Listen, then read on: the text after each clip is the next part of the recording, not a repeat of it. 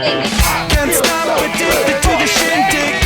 Chop top, it says I'm gonna win big. Choose not to like the reputation. District gets into the reservation. P-Funk, I hit the bunch of free-fall. This punk, the feeling that you stay for. In time, I want to be your best friend. Eastside love is living on the West End. Knocked out before you better come to. Don't die, you know the truth is some do. Go write your message on the pavement. Burn so bad, I wonder what the wave meant. White heat is screaming in the jungle. Complete the motion if you stumble.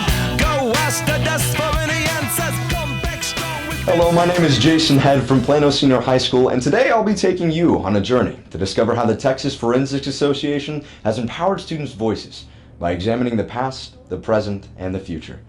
And remember, at the end of this film, if you feel like you haven't gotten your money's worth, remember what you paid for your ticket. Nothing. I think that TFA empowers student voices in that not only are they able to articulate their ideas, but they're able to do it in a place where it's okay to make mistakes. It's okay to have ideas that are radical or different and express those ideas. And it doesn't matter where you come from or what your background is. In the debate space, we are all on the same level playing field. And that is amazing, and that's allows them to be comfortable figuring out and ultimately becoming the person that they're wanting to be. First, let's take a look at the history of TFA. Now, honestly, I don't know too much about it, but I bet it had something to do with empowering students' voices. Why was TFA formed? And the easiest and most direct answer was to provide equal opportunity for participation in the national debate tournament hosted by NFL for all sizes of schools in the state of Texas. I had come to the University of Houston from my graduate work in the summer of 1964, and as we established a college program at the university, we certainly began to reach out to high schools and decided to host a tournament for the high schools.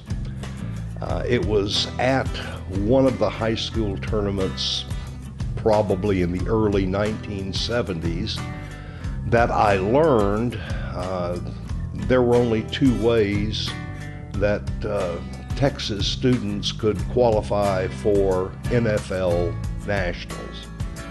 One was by winning their NFL regional tournament.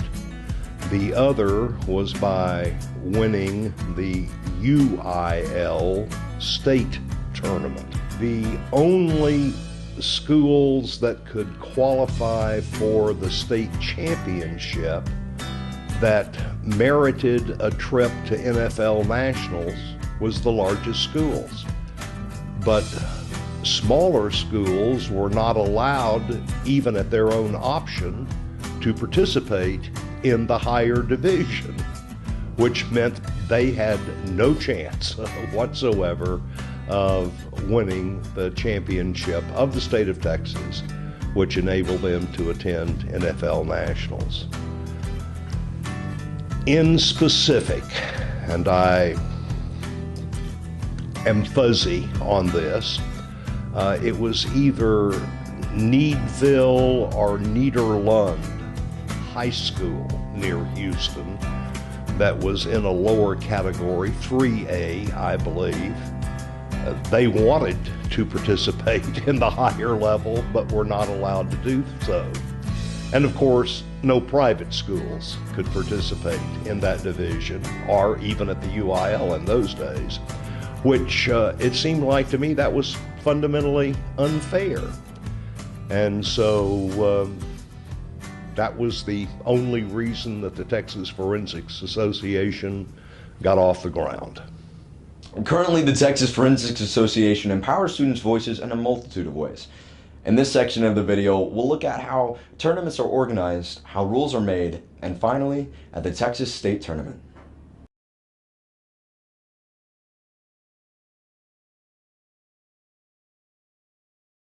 Have you ever wondered how our rules are made?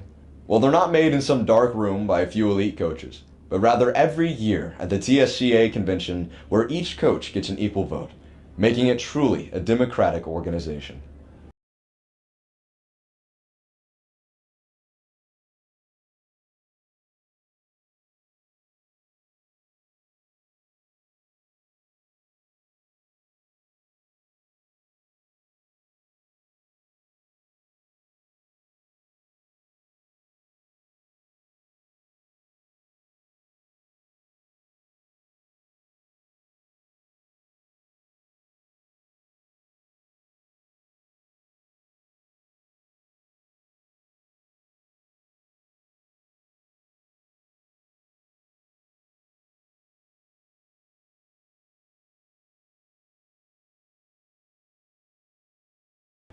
Where does this empowering happen? Well, almost every Saturday across the state, students express their voices at various tournaments.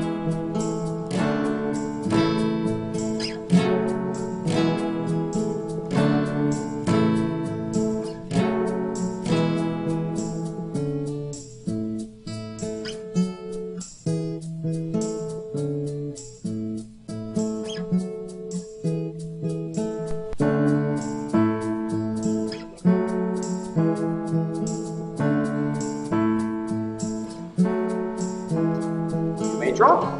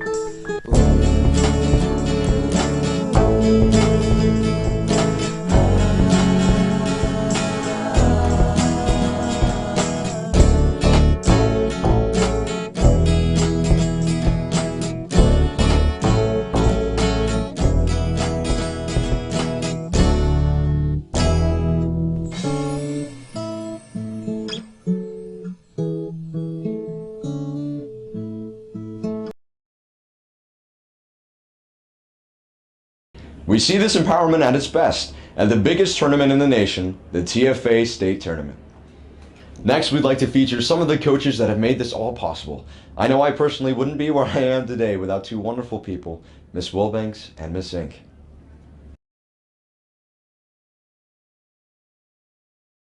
In this portion of the video, we will look at how the Texas Forensics Association will empower students' voices in the future. Now let's take a look at one of the most important factors of speech. It's not the hardware, but the friendships you make.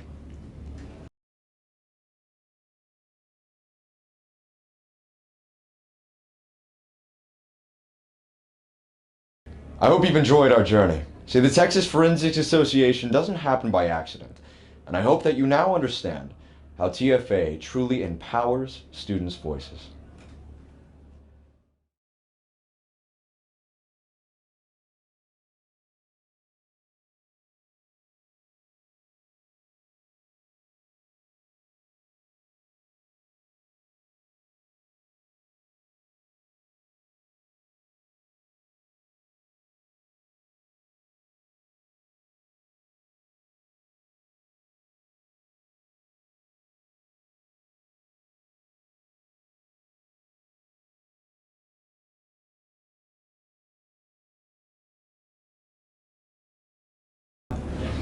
Now let's have a little fun and compare some of the events that TFA offers.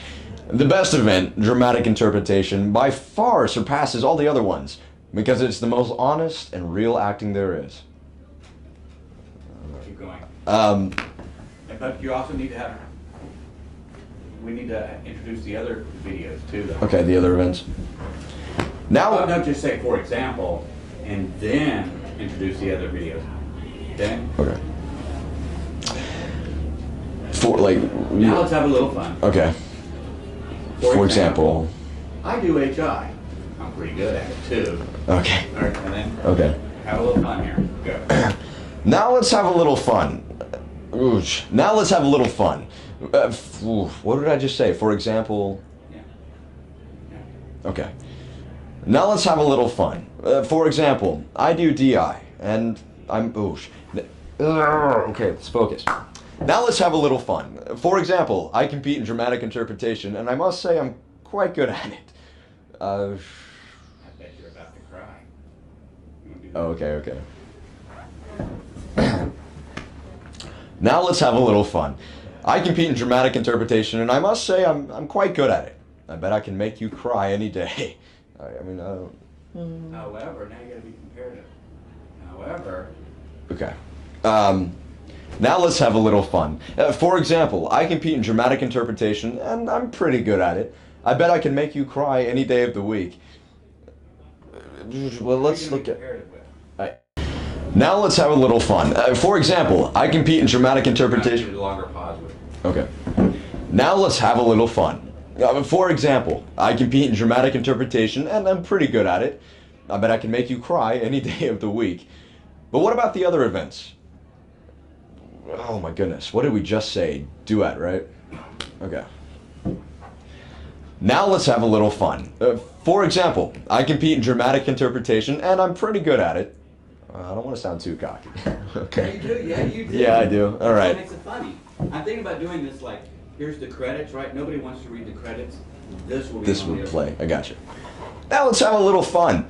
Now let's have a little fun. For example, I compete in dramatic interpretation, and I'm pretty good at it, but I can make you cry any day of the week. But what about the other events? Well, oh my goodness. How do I segue? Well, for... Now let's have a little... Are we good? Now let's have a little fun. For example, I compete in dramatic interpretation, and I'm pretty good at it. I bet I can make you cry any day of the week. And I would compete in okay, now I know what I'm going to say. Sorry. Now let's have a little fun. For example, I compete in dramatic interpretation, and I'm pretty good at it. I bet I can make you cry any day of the week. I would do duet, but I don't need another person. Does that work? Yeah, that was pretty good. Okay. Now let's have a little fun. For example, I compete in dramatic interpretation, and I'm pretty good at it. I bet I can make you cry any day of the week. I would do duet or some of those other events, but I don't need anyone else.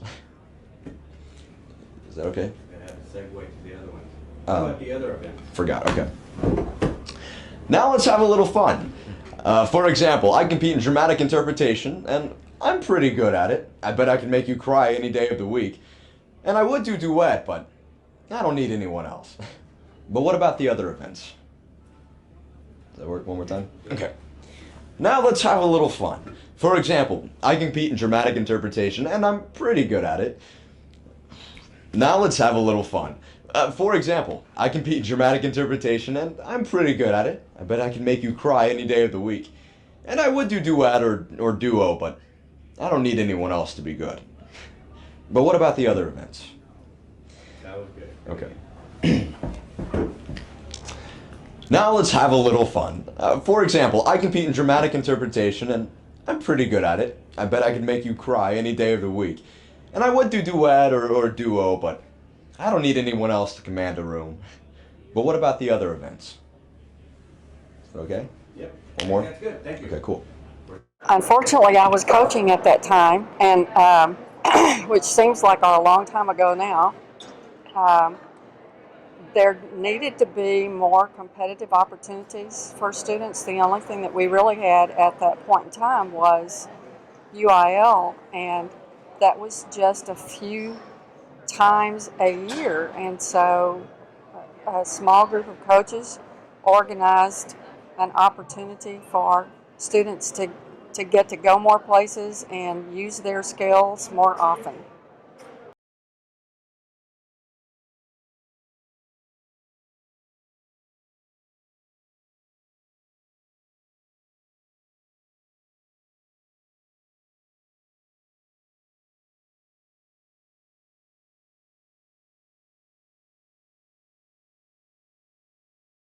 Contacted two of my friends.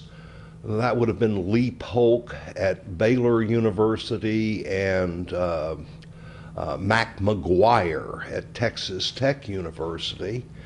Explained the situation to them, and they said, well, yeah, that sounds like something we'd be on board with. And between us, we came up with names of prominent high school coaches that might like to be involved in this activity, and we tried to spread them around the state.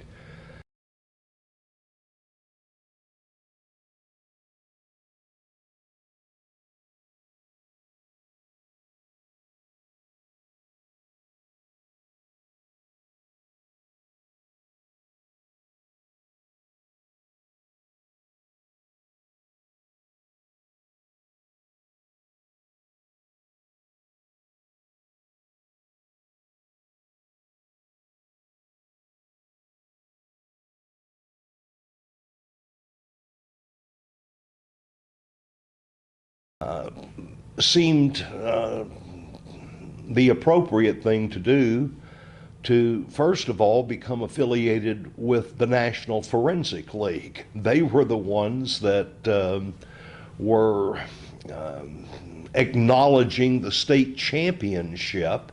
And so I contacted the head of the NFL and told them what our plans were. And our plans included an affiliation with the American Forensics Association, which is under the auspices of the National Communication Association, and also decided to affiliate with the Texas Speech Association. I met with whoever was in president of the Texas Speech Association, and they called the executive council together and they said, we'd love to have you affiliate. I talked with the head of the American Forensics Association at the national convention. I believe it was in November of that year. They were delighted to have us affiliate with them, and then I contacted and attended the National Forensic League National Tournament, and it was in, I want to say, North or South Carolina that year. all of them agreed. And so consequently, we had by then probably met another 2 times. I know we met once in Waco because it was more central for everyone to get there. Drafted the original Constitution and drew off the 5 regions in the state of Texas, and that's the way it happened. Who did most of the actual drafting of the original Constitution? The original Constitution was probably drafted by a committee of our group, and I believe Lee Polk may have been the one that was in charge of that committee. It was very short. You wouldn't recognize it with the Constitution today. Which is kind of similar to my next question I had. What are the changes you have seen since that early formation in TFA? Oh, I've seen, what are the changes that I've seen in TFA? I've seen some remarkable ones. It was the intent from the very beginning that TFA would ultimately be run by the people that had the primary interest in TFA, and that was the high school teachers and coaches. They were the voice that needed to be heard most prominently, certainly not us. And I did serve as the first president of TFA. I remember that convention was in Corpus Christi, and I believe Lee Polk was the second president. And after that, you'd have to check the records. Whether Mac McGuire served a term or not, I'm not sure. But I don't believe except for those initial years, the leadership of the organization at that level came from the colleges, nor was it our intent. We had more resources than the high school teachers did, and so it probably made some sense to get it off the ground that way. But thereafter, it has been run by high school coaches.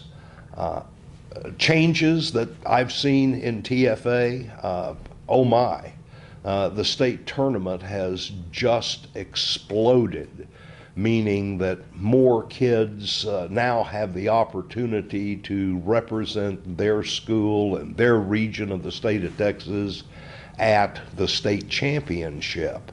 That's certainly one change. There has been a proliferation of events that are included in the state championship. When we began, we had cross-examination debate, individual events in extemp and oratory, and individual events in prose and poetry, and that was it. Goodness gracious, how many do they have today? I can't count.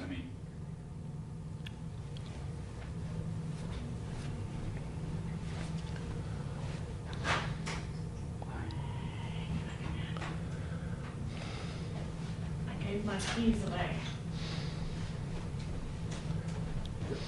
Go back to that one. Ready? We're going to go back to the question, how has it changed? All right. How has TFA changed? All right. TFA has also changed from the standpoint that it no longer is the organization that certifies a state championship for representation in the NFL. That's because the NFL changed. The NFL expanded the number of regions within each of the states, I think because most states didn't have it together, and there were sometimes 2 or 3 schools that were participating at the state tournament at some of the smaller states. TFA continued its state championship and grew even more And so I think that's a remarkable change. And so I've certainly seen a lot of the advancement. It has gotten better and better.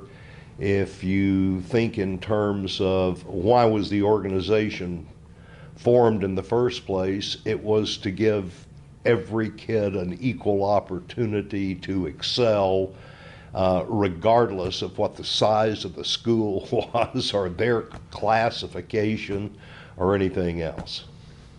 I'm really curious about this.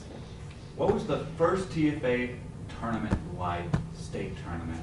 You kind of talked a little bit about the events, but if you could also go really old school, Charlotte Brown was talking about tournaments back in the 70s, lack of air conditioning, just so the kids get an idea what that tournament was like. What was the first TFA tournament like? I remember it very well. It was held in Waco, Texas, on the campus of Baylor University, because that was a more centralized location. A lot of the judges were college students because we had picked up the support of a lot of the colleges and universities in the state. That tournament featured also the coaches of the schools that were attending also judging. We had done that for a number of years at the University of Houston. Not a particularly popular move back in those days, but our thinking was they were the more qualified people to write the best ballots. The tournament was held in a 2-day period. Yes, we had air conditioning at Baylor University, although I know some high schools did not. The rules were simple compared to today, and we used a power matching system that I had started for my college tournament at the University of Houston in the Cross-X division. We brought in an arbitrator in case there was any question about complaints or improprieties and so forth. And the arbitrator was Dr. David Matheny, who was from Kansas. He was the director of debate at Kansas State University at Emporia. He was also my college debate coach when I was at TCU. And I guess we had a couple of complaints, and they were solved in about 15 seconds. And nobody said anything once he had made his particular ruling, looking at the Constitution and the regulations and so forth. I'm trying now to remember who might have won. Might have been Clear Lake High School. I'm not sure. Do you remember how many students? No, I don't have a clue. But I promise you, if you get that box, that should be in the box. Need some water? No, I'm fine. Don't worry. Let's see if this works. Lamar may have been the first. What about schools? How many schools? I 20, 30? Oh, considerably more than 20 or 30. I feel relatively sure of that. When the organization started, do you know approximately how many schools? Everybody jumped on board pretty quick, I will tell you for sure. We had, of course, tournaments all over the state, and that was handled by the, whatever they're still called, the regional representatives, I guess, and they approved, and we had regulations as to how many students you had to have in any event to make that a qualifying tournament and so forth. What was the qualifying process? Remember, was it a point system or? As I recall, if you won first place, you qualified, or if you won second place and the first place team had already qualified, you qualified. So it went down. and that's the best of my recollection. What do you think is the best thing TFA does? The best thing that TFA does is to continue to provide the opportunity for more students to participate. I think even TFA has reached a limit. I know that it is darn near impossible for them to run the tournament in the allotted amount of time without total and complete exhaustion by the people that are in the final rounds. I think they may be reaching their limit. But very clearly, the state of Texas is by far, across the nation, and everybody will agree with that, the strongest state in high school speech and forensic activities that exist. I think Texas was in good shape when we started, quite frankly. I know that when I went to the University of Houston, I found students coming out of the woodwork, and all I did was to put up a sign at registration that said, "Interested in debate, stop here." And I had something like 30 some odd people at my first squad meeting. So I was well aware that high school forensic activities in the state of Texas were very, very strong. We have been since I can remember, and that goes back to, goodness gracious, I graduated from high school in 1958, so I guess that goes back until before the mid-50s that Texas was very, very strong. But clearly, everybody agrees that Texas is by far the strongest state. Just to clarify the dates, the original meeting, what year was it, and then how far was it until we had the first state meet?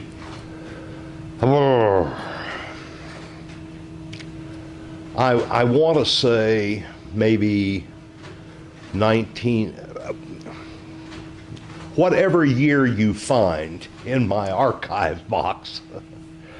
I will tell you that we started in the late fall, and by the next fall, the convention was held, the state TSA convention was held in Corpus Christi, Texas, and that was our first election of officers. So in less than a year, the organization was established. The first state tournament then occurred immediately thereafter. Now, I'm guessing that was about a year and a half from when we originally met. But we were up and running in a very short period of time. Were there any financial donors, anything like that I need to know about as far as helping the organization get started? No. We pretty much all just chipped in and did it. Facilities and so forth were provided by the colleges and universities, University of Houston, Baylor University, Texas Tech University. They were all instrumental in assisting the organization from the standpoint of facilities, secretarial help, and postage and so forth. You have been called by several people the father of TFA. Could you put that in a little phrase, and then how does that make you feel? Yeah, I recognize that is the reference. I suppose there were many fathers and mothers of TFA. I did not do it myself. I had the idea, but I certainly relied on my colleagues in both the college and university scene as well as the high school scene to help formulate the ideas on how to get the ball rolling and so forth. Maybe instigator might be a better word than father. I wrote down 1958. I think that's when you said you started debating. I debated in the 70s. We've both seen lots of changes. Yes. What do you think is going to be the state of debate 20, 30 years from now? What are they going to be doing in those rounds? Hopefully what they're not doing today. What are they going to be doing in the rounds of debate 25 to 30 years ago, I think is the question. And it is my sincere hope that it will be markedly different than it is today. Debate, to my way of thinking, has changed so dramatically. On one hand, for the good, in that debaters are far more savvy and capable of conducting research. We live in an age of information, and it is indeed a wonderful age. They know how to do the research. I'm not at all sure they understand how to construct arguments and strategies in debate rounds. The undesirable consequences, I think, of the way in which debate is going on today is that there's no attempt at normal communication. Certainly, while I was coaching debate, I saw the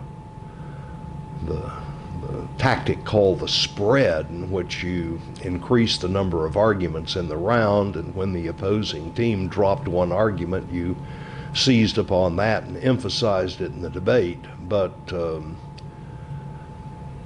those arguments were presented in a clear and intelligible way. I can't say that that happens today.